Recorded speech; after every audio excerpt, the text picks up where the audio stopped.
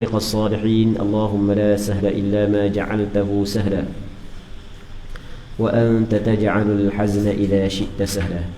InsyaAllah kita sambung balik pengajian kitab Sabilul Muhtadin Littafaqquhi fi Amriddin yang dikarang dan disusun oleh Syekh Muhammad Arsyad Al-Banjari rahimahullahu subhanahu wa ta'ala, wa nafa'ana Allahu bi'ulumihi fid darain amin.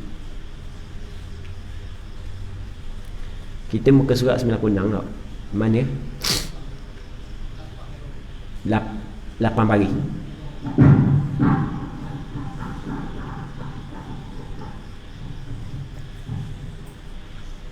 Adalah bandingannya. Adalah bandingnya seperti nikah seorang laki-laki akan seorang perempuan yang majhul nasabnya.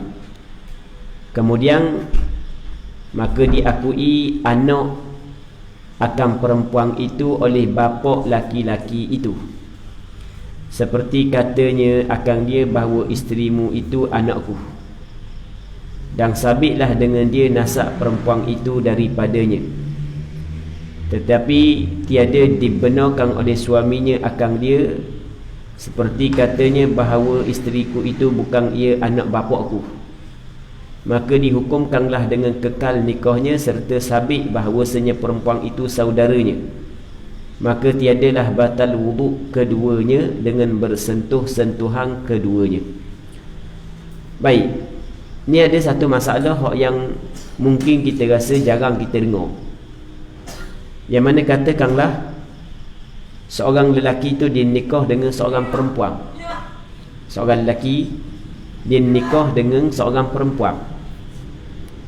Jadi apabila seorang lelaki itu nikah dengan seorang perempuan, ni kita cerita panjang dulu kan, lepas tu nanti kita baca semula.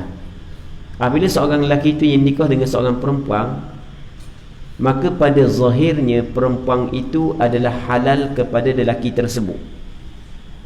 Pada zahirnya perempuan itu bukanlah mahram kepada lelaki tersebut. Kalau sekiranya perempuan itu mahram dia, pastinya lelaki itu tidak akan bernikah dengan perempuan itu. Itu asal. Jadi apabila seorang lelaki nikah dengan seorang perempuan, pada zahirnya perempuan itu adalah orang yang halal kepada lelaki tersebut. Tiba-tiba ayah dia, ayah kepada lelaki, dia iqrar, dia buat pengakuan bahawasanya bini anak dia tu adalah anak dia. Bini anak dia, bini kepada lelaki tersebut adalah anak dia. Jadi orang lelaki tu anak dia, bini tu dia mengaku anak dia juga. Baik.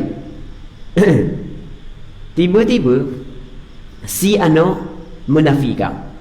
Si anak kata, bini aku bukan anakmu. Maksudnya daripada sudut bukti masing-masing tidak kuat, hanya pengakuan sahaja.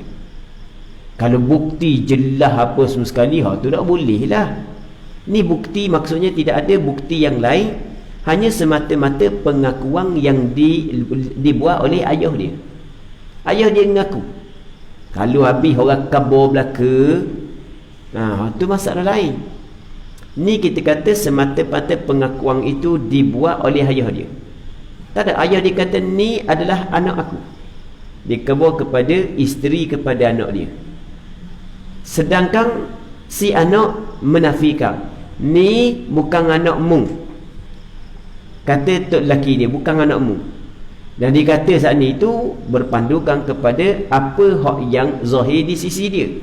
Maksudnya ketika ayah dia mengaku bini dia adalah anak kepada ayah dia, tetapi suami kepada perempuan tersebut menafikan bahawa bini dia anak kepada ayah dia, maka dia ada hukum di situ. Dia ada hukum.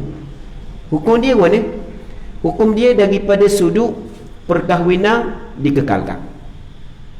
Kerana dia perkahwinan dikekalkan, kerana ambil asal, dah asal perempuan tu masa dia berkahwin, hukum dia adalah halal. Maka kira halal. Baik. Tengok. Tapi dalam masalah berwuduk, tak batal wuduk. Sebab apa? Sebab ada tidak yakin. Tidak yakin. Maksudnya Apabila dia berwuduk, maka tidak yakin berlaku perkara yang membatalkan wuduk. Okey, tengok kita baca benda yang dia nak khabar. Adalah bandingnya seperti nikah seorang lelaki akan seorang perempuan yang majhul nasabnya. Perempuan ni majhul. Majhul ni tidak diketahui nasab dia. Kalau jelas orang puan ni diketahui nasab dia, mengaku lagu mana pun anak orang, tu dah jadi. Ataupun orang puan ni jelas nasab dia anak kepada ayah dia, binti ayah dia, lelek-lelek, orang tahu dah kedau. Tu dah jadi ya. Ni orang puan ni tak tahu anak siapa. Tak tahu anak siapa, tak tahu. Baik. Dia mungkin berlaku ni contoh benda lagu ni mungkin berlaku sebagai contoh hak yang berlaku di Aceh dulu, tsunami kan. Jadi anak berpisah daripada keluarga-keluarga, tak tahu pahaman ni. Hamba pergi jalan di Aceh tu, ada satu tempat, hamba tak ingat nama dia. Dia tulis nama tu ratusan orang nama. Yang mana orang situ khabar nama ni orang kampung ni tapi tidak dapat dikesang. Jenazah tak jumpa, tidak dapat dikesang. Kapan siapa kesang tidak dapat dikesang. Paman mana tak tahu. Hamba pergi di Aceh hari tu. Berapa tahun dah, tak ingat dah. Kebetulan ada jemputan buat daurah di sana. Ada orang jemputan bulan puasa lagi. Bulan puasa, boleh ingat bulan puasa. Hamba nak puasa gitu. So hamba nak sihat gitu. Apa nak sihat. Cuma kita nak kabur kita tak puasa. Tak apa, kita orang yang bermusafir tak ada masalah. Hamba pergi 3 orang. Hamba pergi 3 orang, budak-budak pondok 2 orang. Hamba seorang. Lepas tu dia suruh kita buat daurah. Daurah ni start pada pagi sampai ke petang. Maknanya start pada pagi sampai petang. Bulan puasa pula. Kita nak cakap pula. Hamba tak pun nak sihat gitu. Jalan jauh-jauh tak boleh. Tapi nak ikut Porter Pump boleh lah. Jadi boleh ingat bulan puasa. Jadi masa hamba di sana tu kita pergi melawat lah beberapa tempat. Antara tempat yang kita melawatnya, hamba lupa dah nama benda tempat tu, yang mana senara ratusan ke ribuan, melupa dah. Memang cukup ramai. Lepas tu kat situ kata orang ni adalah orang yang kampung ni, tapi jenazah tak tahu mana. Mati ke hidup ke tak tahu. Maksudnya hilang terus berita lepas daripada berlaku perkara tersebut. Baik, katakanlah seorang perempuan ni tidak diketahui siapa ke dia, daripada mana ayah dia siapa, tidak diketahui. Tiba-tiba nikah dengan seorang lelaki. Baik, tiba-tiba ayah dia membuat ikrar bahawa perempuan ni adalah anak dia. Baik, tengok hak ni ya. Ni nak cerita ni. Tengok kata dia bandingannya seperti nikah seorang laki-laki akan seorang perempuan yang majhul nasabnya. Majhul ni tidak diketahui nasabnya, keturunan dia. Kemudian maka diakui anak akan perempuan itu oleh bapa. Diakui anak akan perempuan itu oleh bapa, laki-laki itu. Ayah kepada laki itu akui. Ni akui mana ikrar, membuat pengakuan bahawasanya perempuan itu adalah anak dia. Seperti katanya akan dia, kata ayah dia, bahawasanya isterimu itu anakku. Ayah dia kata gitu. Dia ikrar, bahaya. Maksud buat ikrar ni apabila seorang tu membuat pengakuan harta ke apa, dia ada hukum. Dia tak bukan saja-saja. Misalnya hamba kata ni barang dema ni. Apabila hamba buat ikrar, hamba kata ni barang dema, hamba tak ada ikrar ni, hamba tak ada tuju siapa. Jadi orang yang hamba buat ikrar sana tu, dia boleh buat tuntutan. Dia buat tuntutan. Baik. Hamba lolok je. Dia kena ada kira cara. Kalau naik ke mahkamah syariah, ada kira cara masalah ni. Ikrar bahaya. Ikrar maksudnya mulut kita ni bahaya. Mulut kita buat pengakuan benda-benda jadilah tu. Baik, tapi sebenarnya adalah syarat-syarat dia. Cuma kita tak bincang bab ikrar, cuma kita cover secara ringkas sahaja. Kemudian maka diakui anak akan perempuan itu oleh bapa laki-laki itu, seperti katanya akan dia bahawa isterimu itu anakku. Apabila ayah kepada suami dia membuat pengakuan bahawasanya budak tu anak dia, maka dan sabitlah dengan dia nasab perempuan itu. Sabit. Sabit nasab. Sebab dia yang ngaku anak dia. Kalau orang lain tu masalah lain. Orang lain kata hak ni anak orang tu. Tu maksudnya ada perbincangan lagi lah. Orang ni dia mengaku bahawasanya hak ni adalah anak dia. Sebagai contoh. Maka ada perbincangan lagi lah. Orang hak nak terima ataupun tidak, kena tengok orang hak yang membuat pengakuan tersebut, adakah dia ahli waris hak yang mengambil pusaka ataupun tidak. Ni ada perbincangan panjang. Baik. Maka ketika pengakuan tersebut dibuat oleh ayah kepada lelaki itu, dan sabitlah dengan dia nasab perempuan itu daripadanya. Jadi anak dia, daripada segi hukum anak dia. Jadi kalau orang lelaki itu mati, maka perempuan hak yang dia iqrar sebagai anak dia dapat pusaka daripada ayah dia. Ni hukum. Cuma kita nak tahu panjang lebar, ni kena bincang dalam bab iqrar. Di sana dalam fiqh dia ada bab iqrar. Cuma kalau kita belajar, hanya sekadar kita belajarlah. Tapi orang hak yang berada di mahkamah syariah, hakim mahkamah syariah, mesti dia kena tahu secara terperinci berkenaan dengan iqrar. Macam mana dia nak menjatuhkan hukuman yang berkait dengan pengakuan si fulan sama ada berkait dengan darah, berkait dengan harta, berkait dengan nasab. Kalau sekiranya dia tidak tahu secara terperinci. Baik. Jadi katanya dan sabitlah dengan dia nasab perempuan itu daripadanya. Tetapi ada tetapi lagi,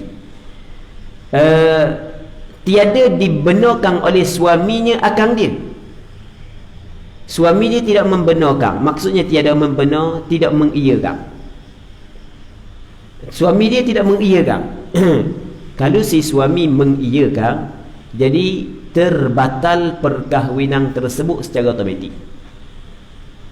Mana boleh berkahwin dengan adik-beradik sendiri? Perkahwinan tersebut terbatal secara automatik. Adakah perlu kepada talak? Tak. Terbatal secara automatik. Dah anak yang dapat dah tu dipanggil anak tu sabit nasab. Kerana anak yang lahir daripada wati syubhah, tu dipanggil wati syubhah. Si lelaki dia berkahwin dengan perempuan, dia menyangkakan perempuan saat itu halal bagi dia. Dia berkahwin, sangkaan dia halal, ternyata lepas tu tidak halal bagi dia. Maka persetubuhan yang telah berlaku, anak yang lahir semuanya sah nasab. Kerana anak yang terjadi daripada wati syubhah sah nasab. Wati syubhah dia tidak berdosa. Baik. Jadi tiba-tiba si anak saat ni tu menafikan, tetapi tidak dibenarkan oleh suaminya akan dia, seperti katanya bahawa isteriku itu bukan ia anak bapa aku. Bukan. Jadi oleh kerana syarak melihat kepada dia berkahwin, sebelum daripada tu dia berkahwin dengan perempuan ni, pada zahirnya perempuan ni bukan mahram dia. Jadi apabila dia menafikan dakwaan ayah dia, daripada sudut dia tidak sabit hukum, tapi daripada sudut ayah dia sabit hukum. Okey, nampak kan? Ayah dia mengaku, maka sabit hukum perempuan tu anak pada ayah dia. Oleh kerana dia menafikan, maka tidak sabit hukum daripada sudut dia. Maksudnya daripada sudut perempuan tu kekal sebagai isteri dia. Tengok, kan dia akan jadi masalah belaka ni, pening belaka ni. Dah kalau misalnya apa dia sabit nasab dengan ayah dia, tapi dia menafikan, jadi bermakna perkahwinan tersebut tetap dihukumkan kekal. Dah masalah batal wuduk ke tak? Dia akan timbul belaka persoalan ni, batal wuduk ke tak? Dah kan bini kan ada syahwah ketika dengan bini, batal wuduk ke tak? Kata ulama mazhab Imam Syafi'i, sekarang ni walaupun perempuan ni adalah isteri dia, tetapi ada kemungkinan yang lemah. Tengok, ada kemungkinan yang lemah perempuan itu adalah mahram dia. Jadi oleh kerana ada satu kemungkinan, walaupun kemungkinan yang lemah, maka ketika tu apabila berlaku persentuhan di antara dia dengan perempuan tersebut, tidak membatalkan wuduk dia, kerana wuduk ni adalah hal yang diyakini. Boleh faham tak? Tengok sekali lagi. Sekarang ni apabila kita ambil wuduk, jadi bermakna kita berwuduk 100%. Maksudnya wuduk tu ada pada kita adalah suatu yang diyakini. Ini aras tinggi sikit lah ni. Okey, suatu hal yang diyakini. Baik, tiba-tiba bersentuh dengan perempuan. Kalau kita yakin perempuan yang bersentuh dengan kita saat ni itu adalah bukan mahram kita, maka batal wuduk. Sekarang ni betul perempuan ni isteri kita, akan tetapi perempuan ni isteri seseorang, akan tetapi oleh kerana ada pengakuan daripada ayah dia bahawa perempuan itu adalah anak, maka bermakna ada kemungkinan perempuan itu adalah mahram. Jadi bermakna ada kemungkinan mahram. Jadi punca daripada ada kemungkinan mahram, maka berlaku perkara yang membatalkan wuduk pada dia, bukan perkara yang diyakini. Okey, boleh faham? Sebab itulah bersentuh dengan perempuan tersebut mengikut mazhab Imam Syafi'i, ia tidak membatalkan wuduk. Allah Rabbi. Benda yang mesti ketang belaka. Benda yang mesti ketang belaka ni mesti ketang hukum. Kalau jadi isu ni, kalau sekiranya lah negara kita melaksanakan mana hukum hakam agama, tiba-tiba jadi isu seperti begini, rasanya dengan hakim-hakim penimpala nak buat guana ni. Baik. Tetapi sebenarnya benda ni telah dibincang oleh ulama fiqh. Cuma nak menyatakan, nak jelaskan kepada orang yang melalui disiplin ilmu, dia akan tahu sebab dia ada kaedah. Kita setiap hukum yang kita letakkan berpandukan kepada kaedah yang diambil daripada Quran dan hadis, kaedah yang dikaji oleh ulama. Bukan kita buat hukum mengikut kepala otak kita, tidak. Kita ada kaedah-kaedah yang telah ditetapkan oleh ulama.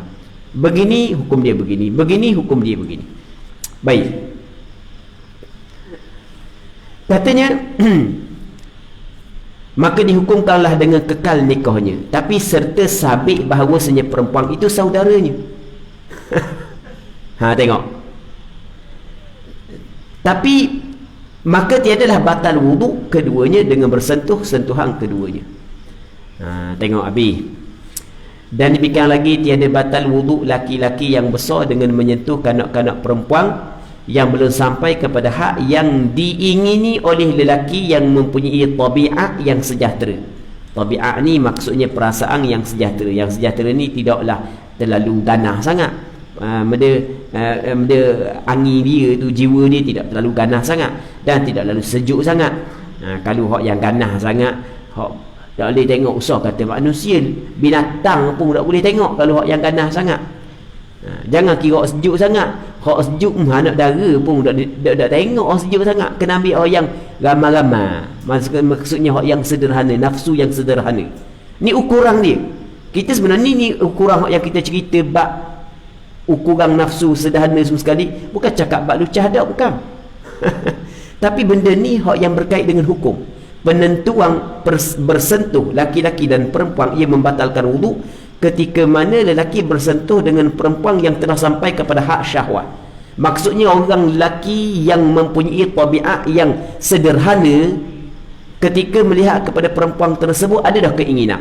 Begitu juga sebalik. Orang puang melihat kepada orang lelaki ni, orang puang yang mempunyai nafsu yang sederhana, dia melihat kepada lelaki ni, maka ada dah keinginan. Maka apabila sampai tahap tu, barulah persentuhan di antara lelaki-lelaki dan perempuan itu membatalkan wuduk. Jadi kalau misalnya perempuan saat itu umur dia baru, umur orang Melayu baru 7 tahun ataupun 6 tahun sebagai contoh. Jangan ukur dengan orang Arab. Kadang-kadang orang Arab umur 8 tahun macam anak dara pak kita, umur 8 tahun. Umur 8 tahun macam anak dara pak kita. Baik. Jangan kira gitu. Maksudnya kita kena tengok kepada bangsa mana. Tak samalah, kita tidak boleh nak tetapkan umur 8 tahun batal wuduk, umur 7 tahun tak batal wuduk, umur 6. Kita boleh nak tetapkan. Sebab dia berbeza daripada suatu bangsa kepada suatu bangsa yang lain. Katanya dan akasnya, akas keningaan bahasa Arab, akas sebalik. Itu makna akas sebalik.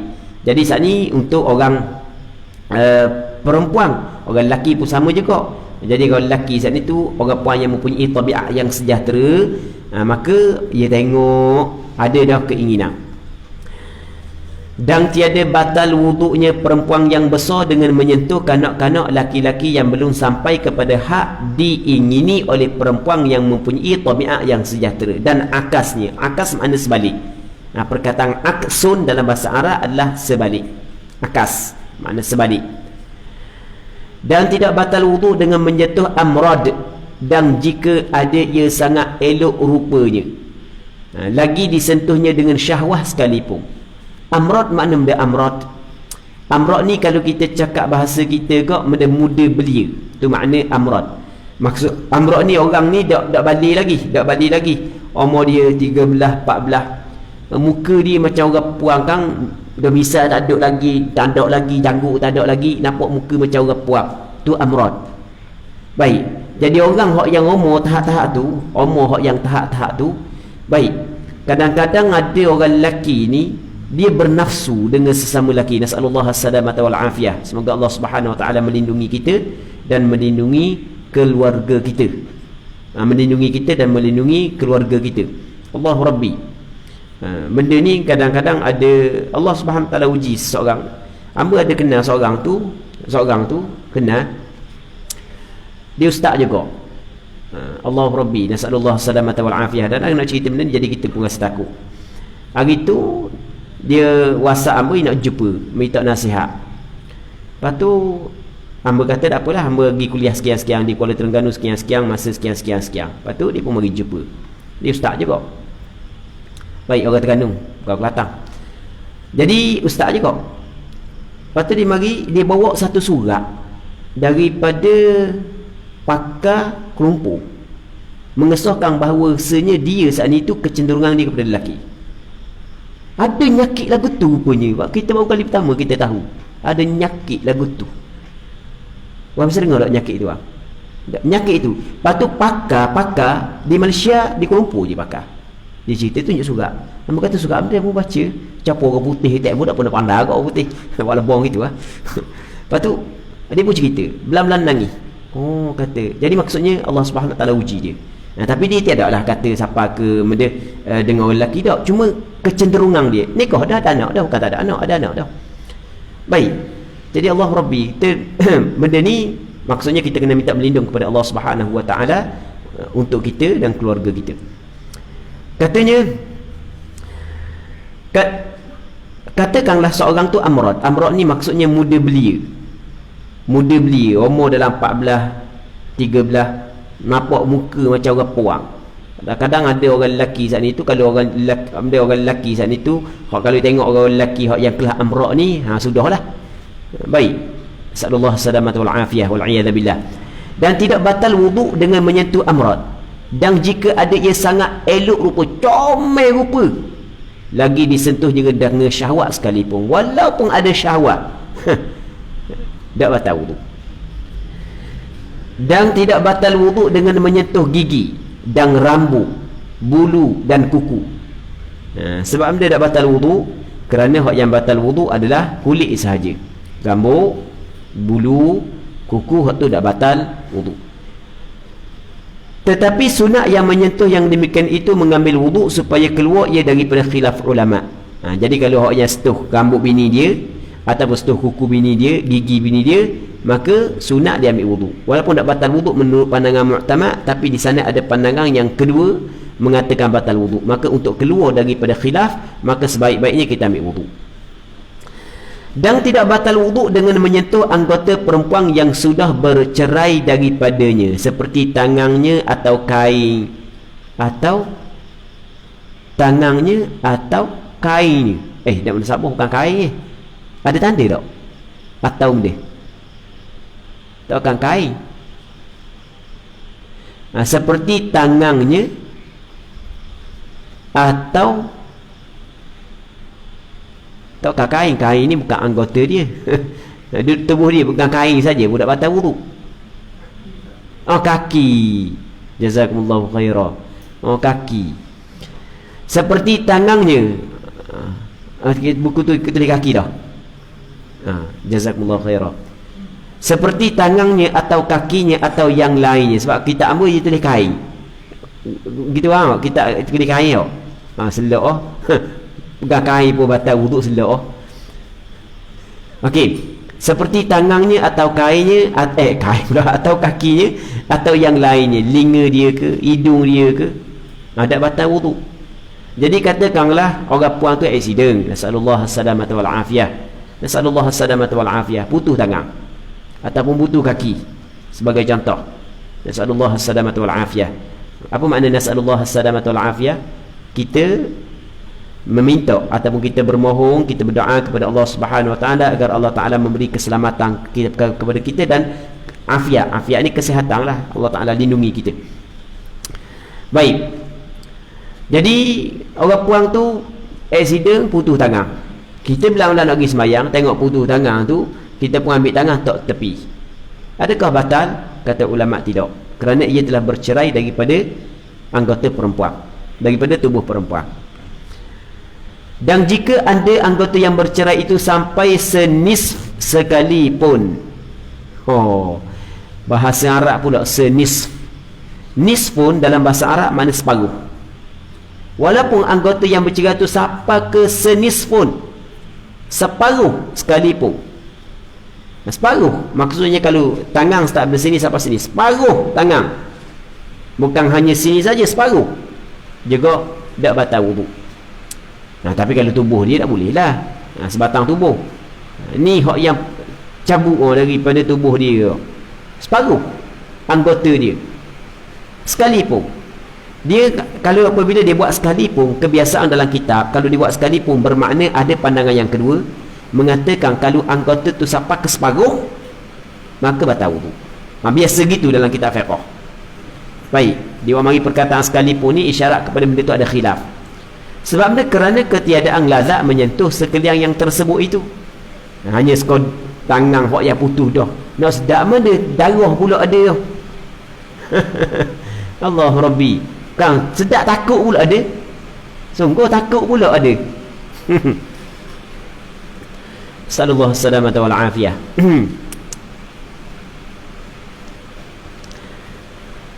Masa berlaku tragedi, panggil tragedi di Masjid Kerisik. Kalau di Tani itu dipanggil ada satu tragedi besar, dipanggil tragedi Masjid Kerisik, yang mana masa tu hamba belajar Tani lagi lah, hamba belajar Tani. Jadi hari tu hamba lupa dah hari benda. Berlaku peperangan lah di antara orang Melayu dengan askar Siam. Lepas tu lepas daripada tu ramai mati, cuma hak yang last sekali mati hak yang di Masjid Kerisik. Lepas tu dalam gambar-gambar tu ada sahabat hamba, nama hamba lupa dah nama benda, nama Ia ke nama benda, Ia menjadi 5 rasanya. Ada sahabat hamba hak belajar pondok sekali masa tu. Okey, dengar dia mati. Jadi apabila lepas dalam pukul 5 orang kata selesai dah jenazah pun askar ambil belaka dah, hamba pun pergi tengok daging saat ni tu berkecah sekali dalam tu. Ada lagi lah, kita pun kutik. Lepas daripada tu berapa minggu kita tak makan daging. Jadi maksudnya benda lagu ni usah kata nak naik ke syahwah, takut tu pula ada. Baik, kata dia, dan tiada mana, maka jikalau dibelah dua atau dipenggal dua seorang perempuan dengan bersamaan, tiadalah batal wuduk dengan menyentuh tiap-tiap daripada dua suku itu. Gitu. Senisfu ni bukan setakat separuh daripada tangan, bukan maksud gitu saja. Bahkan kalau seorang perempuan ni dibelah dua, maka kalau kita pegang sebelah ni tak batal, pegang sebelah ni tak batal. Gitu. Maka jikalau dibelah dua atau dipenggal dua seorang perempuan, nasallallahu salamatu wal afiyah, dengan bersamaan, tiadalah batal wuduk dengan menyentuh tiap-tiap daripada dua suku itu dengan muafakat ni sepakatlah sekata antara Syekh Ibn Hajar dan Syekh Ramli. Sama ada yang disentuhnya itu suku yang ada pada faraknya atau tiada. Dah kira lah hak yang disentuhnya itu adalah suku ni juzuk yang ada padanya farak atau tidak ada. Kan bila belah dua, jadi mungkin kemaluan dia duduk alik ni, kemungkinan duduk alik ni. Tak kira kita sentuh alik mana sekalipun, hak yang ada pada juzuk tu kemaluan dia ataupun tidak, tetap tidak batal wudu. Adapun jika ada suku itu tiada bersamaan, hak ni besar sikit, hak ni kecil sikit, hak ni 1/3, hak ni 2/3, contoh, maka batallah wuduk dengan menyentuh suku yang lebih daripada nisf. Hak yang lebih daripada 1/2 tu batal. Inilah yang tersebut dalam tuhfah, dalam kitab tuhfah. Maka zahirnya, dan jika ada lebihnya daripada nisfu itu sedikit sekalipun, jadi kalau lebih daripada 1/2 sikit pun batal. Tapi bermula hasil yang diiktimadkan, yang dipegangkan oleh Syekh Ramli dalam kitab Nihayah, bahawasanya tiada batal wuduk dengan menyentuh suku yang terbanyak daripada nisf, melainkan jika sekira-kira diitlaqkan bahasa Arab, bahasa kita dinamakan, dipanggil atas nama perempuan. Dan jika tiada seperti demikian itu, maka tiadalah batal wuduk dengan menyentuh dia. Jadi mengikut Imam Ramli, dikata tengok hak yang terbelah dua saat ni tu orang panggil orang puang tak lagi. Kalau masih lagi orang panggil orang puang, batal. Kalau orang nak panggil orang puang dah, orang panggil anggota orang panggil anggota dia hak yang berpisah daripada dia, maka tak batal wuduk. Jadi itu pandangan Imam Ramli. Jadi bermakna ada khilaf di antara Imam Ramli dengan Imam Ibn Hajar dalam masalah ni. Masalah apabila yakin seorang akan dirinya bertaharah, dia yakin dia berwuduk, kemudian maka mengkhabarkan seorang adil akan bahawasanya ia disentuh oleh seorang perempuan. Jadi orang yang adil ni orang hak yang benar, orang hak yang tak pelawak, orang hak yang boleh. Dia orang adil ni, yang pertama, syarat yang pertama nak kata adil, yang pertama mesti orang Islam. Orang kafir tidak adil. Yang keduanya mesti orang saat itu berakal. Orang gila tidak adil. Yang ketiga mesti balik. Orang hak yang kanak-kanak tidak dihukumkan adil dalam masalah ni. Jadi ada syarat. Lepas tu dia bukan jenis orang hak yang pelawak, orang hak yang memang kita terima percakapan dia. Maka itu di antara syarat-syarat yang dikatakan adil dalam masalah ni. Jadi katakanlah tiba-tiba seorang adil khabar bahawasanya ia disentuh oleh seorang perempuan. Jadi katakanlah acu nak semayang, kawan kita hak yang ajak pergi semayang sekali dengan kita tu, mu dah ambil bayang mula ke? Berapa pula kata dia? Kau tadi mu setu dengan apa kau tadi? Ingat ada orang segi kedai Kang, mu sedar ada orang puan tak pergi setu tanganmu kat belakang kau. Kamu arti kan? Jadi orang puan setu tanganmu dah sedar, aku tengok kat belakangmu tadi. Jadi ada orang khabar ke dia, orang yang khabar orang adik. Satu. Okey, itu yang pertama. Yang keduanya, dia buat contoh lain. Contoh yang kedua, atau keluar angin daripadanya dalam tidurnya, padahal menetapkan ia akan maq'adnya. Maq'ad ni papan punggung dia di lantai pada tempat kedudukannya. Menetapkan ia akan maq'adnya, punggung dia pada tempat kedudukannya pada lantai. Jadi ada orang khabar ke dia, mu nak ambil mayang ke? Nak mayang kau? Sebab saat ni mu tidur saat ni tu, wah, merok bunyi gitu bah. Aku sesok nafas. Dah lah kuat bunyi busuk pahu pula. Ya ke? Aku tidur duduk, mu tidur duduk pun topik saat ni. Okey, orang adil khabar gitu ke dia. Baik, apakah hukum? Hukum dia mana? Okey, kita tengok hukum dia. Hukum dia, kata dia, wajiblah atasnya mengambil khabarnya.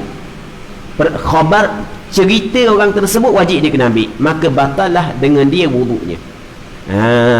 Tengok. Jadi sekarang ni kita buat contoh lah, kita buat contoh benda yang bias mungkin berlaku. Kita mari masjid awal, tekoh imam tinggi tu awal sikit siapa? Tekoh imam tinggi. Tekoh imam rendah tu lewat sikit siapa? Jadi tekoh imam tinggi, warna tahu malam tadi dalam tidur tu mimpi akhirat kali. Mimpi dalam kubur kali, bangun awal. Tok bila dak mari dia siapa dah masjid. Tak ada dah dang duk mimpi benda akhirat, benda padang mahsyar, kiamat, tak ada dah hatu tak ada takut dah. Dia tak ada takut belaka dah. Ya, benda jiwa jadi kuat masa tu. Baik. Ini benda sungguh kita cerita ni. Lepas tu apabila dia baru mari masjid, mari awal kan, semayang punya semayang, letih kok pun. Walaupun hati benda jadi lain hari tu. Jadi letih kok. Sementara tunggu Tok Bilal mari, tidur dulu sekejap.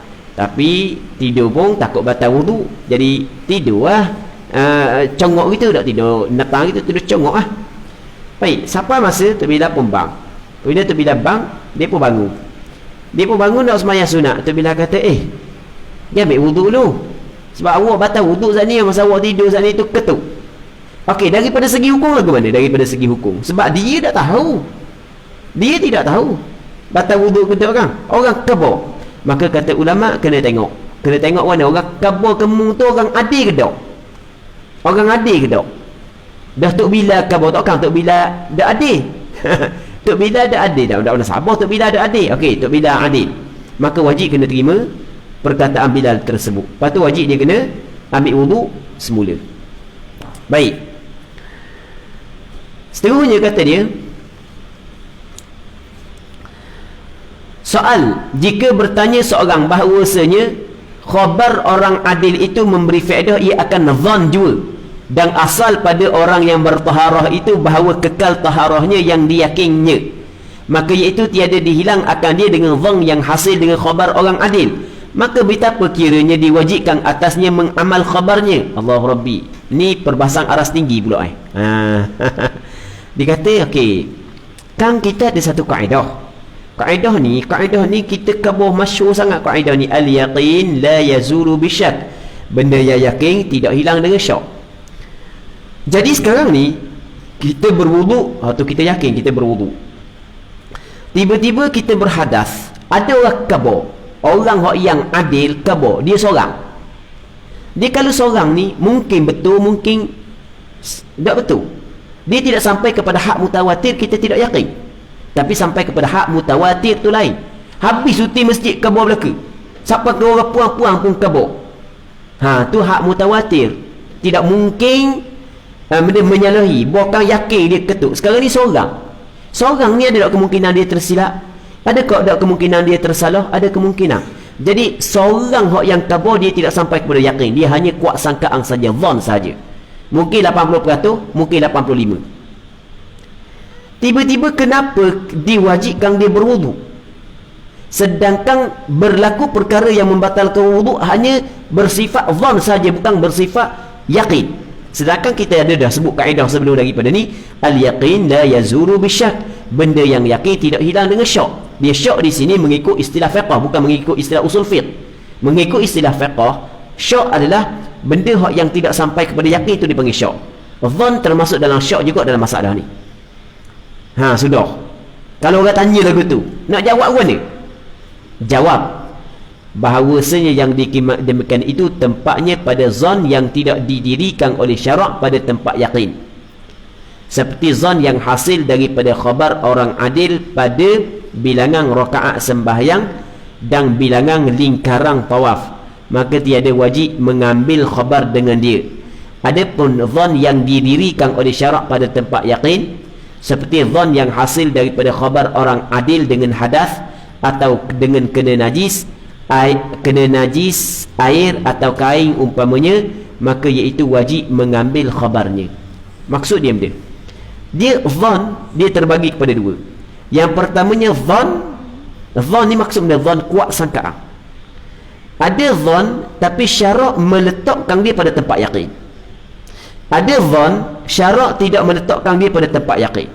Maksudnya ulama ketika membuat kajian secara mendalam dalam permasalahan ini, ternyata ulama mengatakan natijahnya ada zon kuat sangkaan yang syarak meletakkan dia pada tempat yakin. Dia kuat sangkaan, tapi daripada segi hukum dia mengambil hukum yakin. Dan ada zon yang syarak tidak meletakkan dia pada tempat yakin. Kalau zon yang syarak tidak meletakkan pada tempat yakin, maka dia tidak dapat menghilangkan yakin.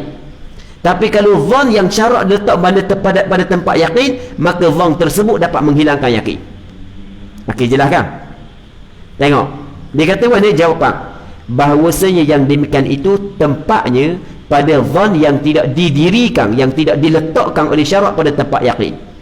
Contoh lagu mana zon yang syarak tidak letak pada tempat yakin, seperti zon yang hasil, yang terjadi daripada khabar, daripada cerita orang adil pada bilangan rakaat sembahyang. Kita sembahyang, Assalamualaikum warahmatullahi, Assalamualaikum warahmatullahi, tiba-tiba orang kata, mu bayar 3 baru. Okey, orang kata kita bayar 3. Sedangkan kita ni dok aku pak orang kata 3. Adakah kita mesti kena mengambil pandangan dia? Tidak, kena ikut kita. Baik, manakala hakikat yang sebenar yang kita tidak tahu 3 ke 4, hak tu dimaafkan. Mungkin 3 dan mungkin 4. Kalau 3 sekalipun, maka dimaafkan, hak tu tidak menjadi masalah. Satu, bilangan rakaat. Yang keduanya, contoh yang lain, dan bilangan lingkaran tawaf. Jadi kita duduk tawaf, kita yakin dah 7 tiba-tiba kawan kita kata kita baru 6 kita 6. Adakah kita kena ambil hak dia ataupun cukup dengan hak kita? Cukup dengan hak kita. Dah apa, selesai. Hakikat yang kita tidak tahu saat itu mungkin 7 dah dan mungkin 6. Kalau sekiranya 6, dimaafkan sebab kita ambil apa hak yang kita tahu. Okey, satu. Katanya, dan maka tiada wajib mengambil khabarnya dengan dia. Adapun zon yang didirikan oleh syarak pada tempat yakin, syarak letakkan zon ni pada tempat yakin. Contoh seperti zon yang hasil daripada khabar orang adil dengan hadas. Orang yang adil khabar bahawasanya berhadas atau dengan kena najis air atau kain umpamanya, maka itu wajib mengambil khabarnya. Air duduk dalam bedi, tiba-tiba seorang adil kata air tu mutanajis tau. Mesti dia kena khabar sebab lah. Dia kena khabar sebab. Lepas tu dia saat ni tu kena muafakat daripada sudut pegangan fiqh. Kalau hak ni masak lain, hak ni masak lain, mungkin najis di sisi dia tapi tidak najis di sisi kita, hak tu kita tak wajib guna. Dia wajib kita pegang. Dia ada syarat-syarat dia. Okey. Bermula perbezaan antara dua masalah itu bahawasanya wujud bilangan rakaat sembahyang dan bilangan lingkaran tawaf itu tiada lazim daripadanya kebilangan. Kerana terkadang ada diperoleh 4 rakaat sembahyang dan 7 lingkar tawaf, tetapi tiada yang kebilangan daripadanya. Hanya 1 jua sebab meninggalkan. Okey, hari ni kita insya-Allah kita sambung pada minggu akan datang. Lepas tu kita hurai balik start daripada kita baca bab mula, soal jawab tu kita baca mula insya-Allah.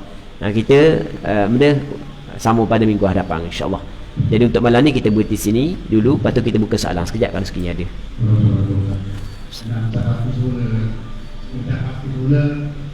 Lelaki menyentuh mayat perempuan yang bukan orang meninggal batal. Okey, lelaki yang menyentuh mayat perempuan yang bukan mahramnya batal wuduk lelaki, tapi tidak batal wuduk perempuan tersebut kerana mayat dah batal wuduk dah. Bagaimana buat kalau mayat itu telah tak ada kulit hingga daging saja? Macamkan kalau saya tengok di mayat manusia di kulit dan dibuat kulit. Jadi mana kalau kita sentuh kulit, kalau dalam masalah hari kita sentuh kulit, tapi kalau kulit dah tak ada, kita daging. Ingat ada dalam sebelum ni kita ada cerita tentang tulang. Tentang tulang kan? Kalau misalnya terbuka sentuh tulang pun batal juga wuduk. Ingat tak? Dia mengambil hukum yang sama, batal juga. Melainkan macam kita khabar dah, apabila buang kulit orang dak panggil wanita dah, orang dak panggil puang dah, maka atas pandangan sebahagian daripada ulama dak batal wuduk. Wallahu a'lam. Okey, ada lagi soalan lain?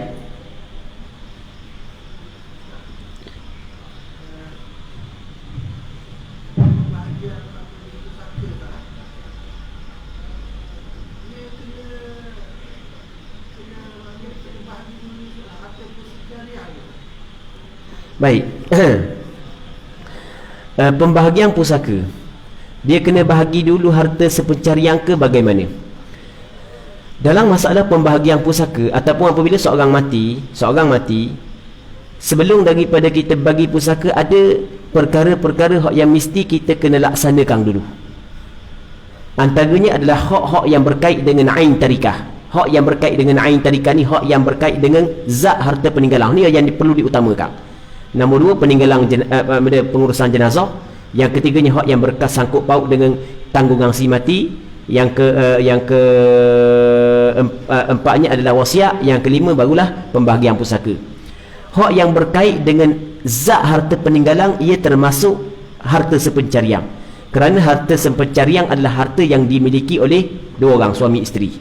Jadi katakanlah sama-sama kerja dapat harta, maka bermakna harta yang diperolehi saat itu secara bersama adalah dimiliki secara bersama. Maka hak yang akan menjadi pusaka adalah apa hak yang ditinggal oleh si mati. Kalau si mati tu orang puang, tak apa, kita tak orang puang lah. Sebab kita minta kita panjang umur sikit. contoh je gurau je ni. Jadi katakanlah hak yang mati tu orang puang. Jadi maksudnya hak yang menjadi harta pusaka adalah harta yang dimiliki oleh dia. Jadi manakala harta yang dimiliki oleh suami dia tidak jadi saka. Jadi kita kena pisahkan dulu mana harta sepencarian, mana harta sepencarian. Kalau sekiranya ada harta sepencarian, wallahu a'lam. Kejelas ha? Jadi kita kalau itu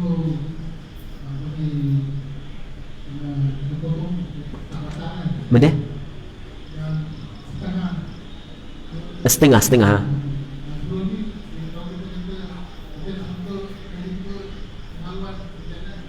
Okey, dia dalam masalah kemaluan dia lain daripada anggota yang terpotong.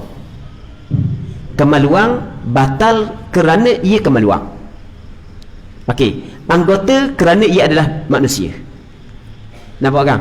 Maksudnya sebelum daripada ni kita ada bincang berkenaan dengan kemaluan yang terpotong.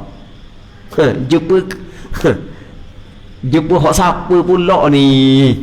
Rasa hak buat tu nak bini seorang lagi, bunyi kata hak malang tu. Kena kerak di bini dia tak setarang. Sama kita ada belakangnya kerak tak setarang. Pegang dia tu batal tak? Okey, kalau masih lagi dipanggil kemaluan, batal. Kerana batal pegang kemaluan kerana batal pegang kerana ia adalah kemaluan. Walaupun terpotong masih lagi dinamakan kemaluan, batal. Tapi bersentuh dengan perempuan batal kerana batang tubuh dia. Kerana batang tubuh dia. Okey, jelas kan? Jadi bermakna kalau terpotong maka tidak dikirakan batang tubuh dia dah.